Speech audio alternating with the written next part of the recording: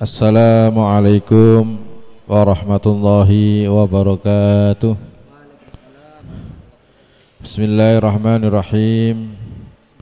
Alhamdulillahirabbil alamin. Wa bihi nasta'inu ala umurid dunya waddin. Wassalatu wassalamu ala asyrafil anbiya'i wal mursalin Sayyidina wa maulana Muhammadin wa ala alihi wa ashabihi ajma'in. La hawla wa la quwata illa billahil aliyyil azim. Rabbi shrah li sadri wa yassir li amri wahlul 'uqdatam min lisani yafqahu qawli, amma ba'du. Hadratal kiram, hadratal muhtaramin wal muhtaramat, ngersanipun para bapak-bapak, ibu-ibu, jamaah ingkang rawuh wonten ing menika majelis Maulid Habsyi, wabil akhos Habiban al-Habib Ali Zainal Abidin Al-Jufri, yang semoga Allah Subhanahu wa taala senantiasa memberikan kesehatan kepada beliau, memberikan usia panjang dan barokah, memberikan selalu punya kesempatan untuk hadir di tengah-tengah kita bersama kita membaca Maulid Habsyi, dan semuanya semoga kita mendapatkan ridha dari Allah Subhanahu wa taala. Amin ya rabbal alamin. Para bapak ibu yang dimuliakan Allah Subhanahu wa taala, bahwa para ulama terdahulu itu senantiasa mengagungkan kelahiran, mengagungkan Maulid baginda Rasulullah sallallahu alaihi wasallam. Di antara bukti beliau mengagungkan Maulid baginda Rasulullah sallallahu alaihi wasallam, ulama tidak sedikit yang menulis karya-karya, tidak sedikit menulis kitab-kitab Maulid tentang Maulidnya baginda Rasulullah sallallahu alaihi wasallam. Yang berada di tengah-tengah kita mengenal ada Maulid Al-Barzanji, karyanya As-Sayyid Ja'far Al-Barzanji. Di tengah-tengah kita ada Maulid Ad-Daibai, karya daripada As-Sayyid Abdurrahman Ad-Daibai. Di tengah-tengah kita ada Maulid Simtud Duror fi akhbari Sayyidi Khairil Bashar, karya daripada Al-Habib Ali Al-Habsyi. Di tengah-tengah kita, mungkin kita jarang membaca, itu ada yang namanya Maulid Syaraful Anam, karya daripada Al-Imam Al-Hariri. Di tengah-tengah kita juga ada Maulid Al-Azab, karya daripada Syekh Muhammad Al-Azab. Di tengah-tengah kita juga ada Qasidatul Burdah atau Burdatul Madih, karya daripada Al-Imam Al-Busairi. Yang saya bawa saat ini, kitab yang saya bawa saat ini, itu namanya kitab An-Ni'matul Kubra. An-Ni'matul Kubra alal alam fi maulidi sayyidi waladi Adam. Ini juga sebuah kitab maulid yang ditulis oleh seorang ulama besar yang bernama Al-Imam Ibnu Hajar Al-Haytami. Kalau kita lebih ke Jawa lagi, ada seorang ulama Jawa namanya Syekh Muhammad Nawawi Al-Bantani. Itu beliau juga memiliki kitab maulid yang sangat agung, yang bernama kitabnya Al-Ibrizuddani fi sirati Sayyidina Muhammad As-Sayyid Al-Adnani. Itu Al-Ibrizuddani. Tapi anehnya di antara kita justru orang Jawa tidak mengenal kitab tersebut. Itu ada kitab namanya Al-Ibrizuddani. Itu merupakan ikhtisar daripada kitab Al-Adimus Syan Al-Fasihul Bayan, karya daripada Al-Imam Ibnu Hajar Al-Asqalani. Tidak jauh-jauh dari kita, yaitu ada sebuah kitab maulid namanya kitab Al-Maulidus Sani, ya. Al-Maulidus Sani, karya daripada Sayyid Muhammad bin Alawi Al-Maliki Al-Hasani, Mekah. Kalau kita ingin masih jauh lagi, ada kitab namanya Al-Mauridul Hani fil Maulidis Sani, karya daripada Waliyullah Al-Iraqi, seorang ulama dari Irak. Ternyata kalau ini disebutkan sampai subuh tidak berhenti. Ternyata tidak sedikit para ulama saking mengagungkan, mencintai baginda Rasul, mereka mengutarakan dengan bahasa-bahasa yang indah di dalam kitab maulid-maulid tersebut. Oleh karena itu betapa agungnya nama baginda Rasulullah SAW, hingga andai kata kita menulis kemuliaan, kita menulis akhlak beliau, mungkin barangkali tinta kita akan habis sebelum semuanya kita selesaikan. Itulah keagungan, itulah kemuliaan baginda Rasulullah SAW. Para hadirin hadirat yang dimuliakan Allah Subhanahu wa taala. Ada beberapa komentar para ulama tentang keagungan kita merayakan maulidnya baginda Rasulullah sallallahu alaihi wasallam. Salah satu di antara komentarnya yaitu disampaikan oleh sahabat Abu Hurairah radhiyallahu taala anhu. Saya kutip daripada kitab An-Ni'matul Kubra 'alal Alam. Abu Bakar radhiyallahu taala anhu pernah mengatakan, man anfaqa dirhaman ala qiraati maulidin nabi sallallahu alaihi wasallam kana rafiqi bil jannah. Barang siapa yang dengan kerelaan hatinya ikut menyumbang meskipun hanya 1 dirham untuk meramaikan maulidnya baginda Rasulullah sallallahu alaihi wasallam, maka kata Abu Bakar, kana rafiqi fil jannah. Orang ini besok akan menjadi temanku masuk ke dalam surganya Allah Subhanahu wa taala. Itu salah satu pernyataan yang disampaikan oleh sahabat Abu Bakar radhiyallahu taala anhu, dan ini dikutip di dalam kitab An-Ni'matul Kubra 'alal Alam. Kemudian Amirul Mukminin Sayyidina Umar bin Khattab juga pernah mengatakan, man azzama maulidan nabiyyi sallallahu alaihi wasallam faqad ahya al-Islam. Barang siapa yang mau mengagungkan, mau meramaikan, mau memakmurkan maulidnya baginda Rasulullah sallallahu alaihi wasallam, kata Sayyidina Umar, faqad ahya al-Islam, maka sungguh dia itu sebenarnya telah menghidupkan agama Islam ini.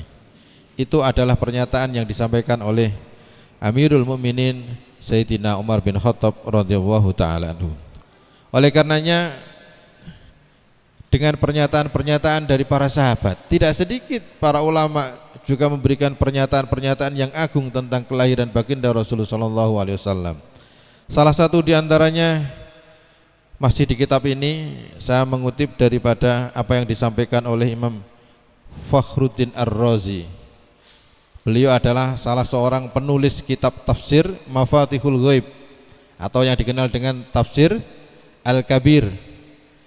Imam Al-Fakhruddin Ar-Razi pernah mengatakan, ma min syahsin qara'a ala maulidin nabiyyi sallallahu alaihi wasallam ala milkhin au burrin au syai'in akhar minal ma'kulat illa dhaharat fi al-barakah wa fi kulli syai'in wasala ilaihi min dalikal ma'kul fa innahu yattarib wa la yastaqir hatta yaghfirallahu li'akilihi. Kata beliau, tidaklah ada seorang yang mau membaca maulidnya baginda Rasulullah sallallahu alaihi wasallam. Ketika membaca maulid seperti ini, maulid Habsyi maupun maulid Barzanji atau maulid apapun, baik Syaraful Anam atau membaca kitab An-Ni'matul Kubra yang saya bawa ini, kata beliau, itu dibacakan di atas garam. Kita bawa garam, kita bacakan di depannya, atau kita bacakan pada air, atau kita bacakan pada beras ya. Kalau orang dulu makanannya gandum, kalau orang sini makanannya beras. Jadi kalau misalnya nun sewu panjenengan pas pada acara maulid bawa garam masak, kemudian juga bawa beras, kamu bawa di acara maulid, tidaklah apa yang kamu bacakan pada garam atau beras itu kecuali akan nampak barokah pada apa yang ada tadi. Kalaupun toh dimakan, insya Allah itu akan menjadi makanan yang barokah. Apa barokah itu? Barokah adalah ziyadatul khair, tambahnya kebaikan seseorang. Dilihatnya beras itu sedikit, tetapi beras itu kok habisnya lama. Padahal kalau kita makan semestinya sudah habis, tetapi ternyata tidak habis-habis.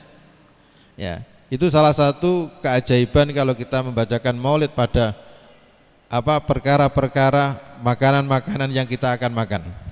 Itu adalah kemuliaan kalau kita membaca maulid kepada baginda Rasulullah SAW. Kemudian beliau menyampaikan juga, wa in quri'a maulidun Nabi sallallahu alaihi wasallam ala ma'in faman syariba min dzalikal ma' dakhala qalbahu alfun nur wa rahmah wa kharaja minhu alfu ghil wa illah la yamutu dzalikal qalb yauma tamutul qulub. Kata beliau begini,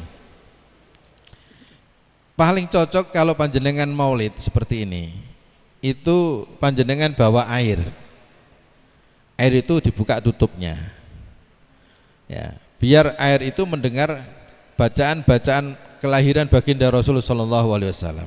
Kata beliau, kalau maulid itu dibacakan kepada air, kemudian air itu kita minum, maka air itu akan menjadikan hati kita mudah dimasuki 1000 nur.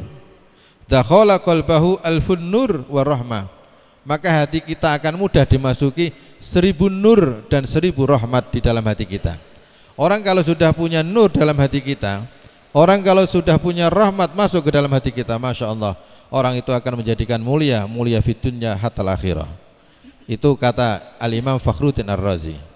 Tidak hanya itu, kata beliau, wa kharaja minhu alfu ghil wa illah.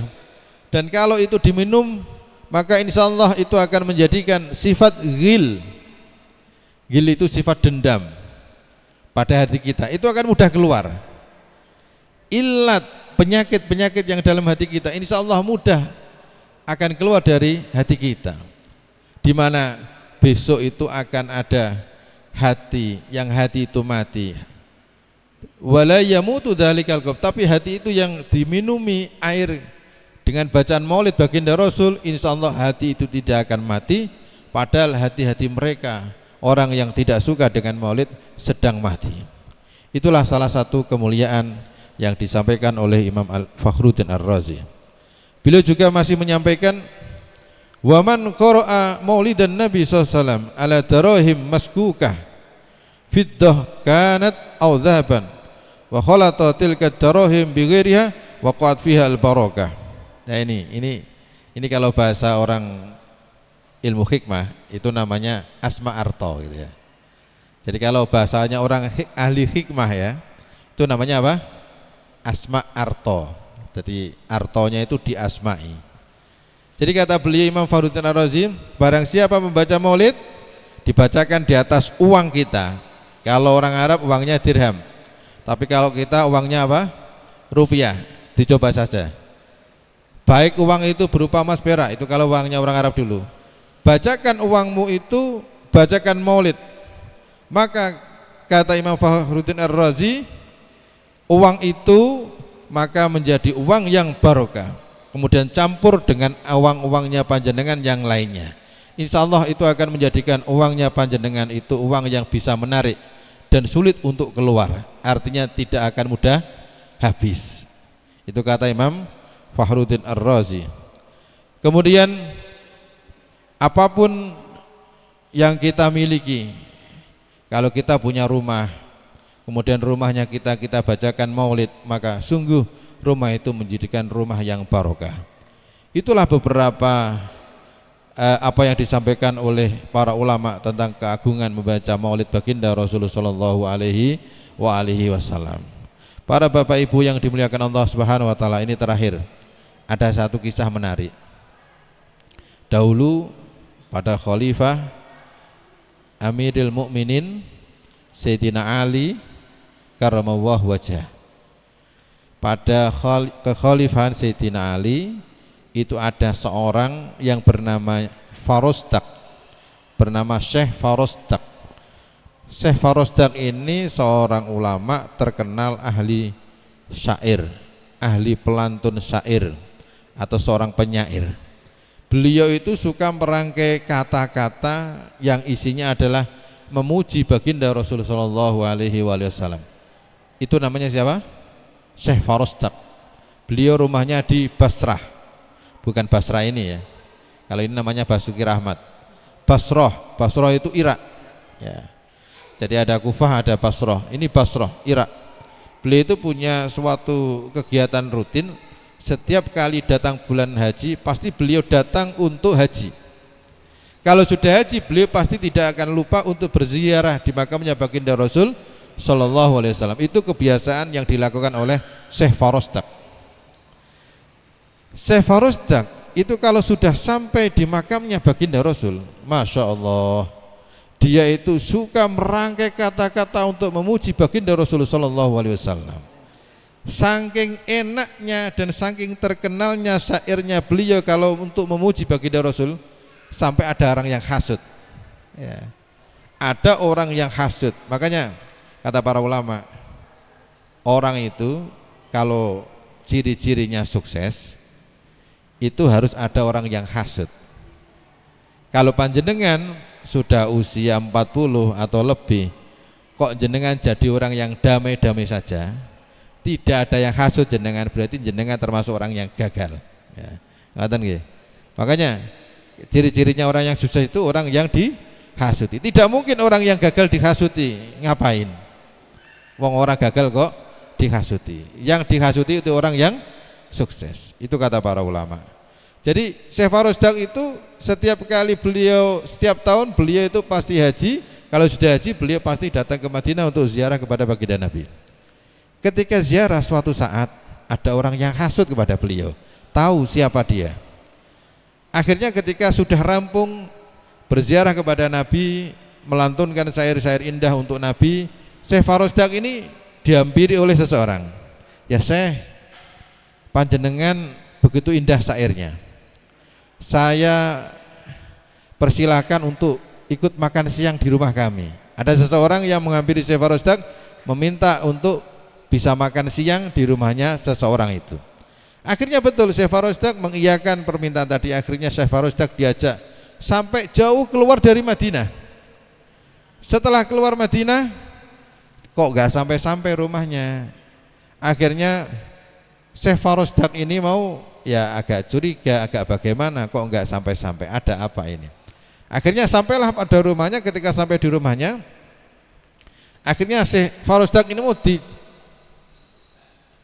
dicekal, ditangkap sama orang itu, diikat tangannya, diikat kakinya.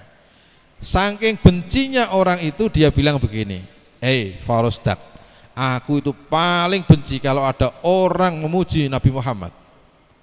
Dengan syair-syairmu kau puji Muhammad. Akhirnya orang ini saking bencinya, saking hasutnya, dia ambil lidahnya Syekh Farosdak. Setelah diambil, ditarik, dipotong sama gunting, akhirnya terpotong juga. Setelah terpotong, kira-kira gimana rasanya kalau lidah itu dipotong? Sakitnya luar biasa. Setelah itu Syekh Farosdak diusir dan disuruh pulang. Akhirnya Syekh Farosdak gak bisa apa-apa, wong lidah sudah dipotong, bercucuran darah. Akhirnya Syekh Farosdak ini kembali mau pulang, kemudian di tengah perjalanan karena saking sakitnya dia merintih, menangis, akhirnya dia tertidur. Ketika tertidur, Syekh Farosdak ini kemudian mimpi, dan mimpi itu bertemu dengan baginda Rasulullah sallallahu alaihi wasallam. Ketika mimpi, Syekh Farosdak wadul matur sama Kanjeng Nabi, dan akhirnya lidahnya Syekh Farosdak ini kemudian dikembalikan oleh Nabi. Bangun-bangun, akhirnya Syekh Farosdak bangun seperti sedia kala, lidah tak pernah terputus sama sekali. Masya Allah, itu tidak ada kecuali itu adalah mukjizat dari baginda Rasulullah SAW. Akhirnya Syekh Farosdak pulang. Setelah pulang ke Basra, tahun depan akhirnya Syekh Farosdak seperti keadaan semula, pergi haji. Setelah pergi haji, kemudian tidak lupa ziarah lagi ke baginda Rasulullah SAW. Itu tahun yang kedua. Setelah itu ternyata Syekh Farosdak memuji Nabi, menggebu-gebu lebih indah daripada yang dahulu. karena itu adalah lidah yang disambungkan dengan tangan baginda Rasulullah SAW. Akhirnya Syekh Farosdak, sekali lagi ada seorang pemuda menghampiri Syekh Farosdak dengan gaya yang sama. Syekh Farosdak begitu indah lantunan pujian syairmu kepada baginda Nabi. Maukah engkau makan siang di rumahku? Loh. Syekh Farosdak curiga, kok mirip sama kejadian tahun kemarin, ya gitu ya. Memang mirip, kok mirip sama seperti dengan kejadian yang kemarin.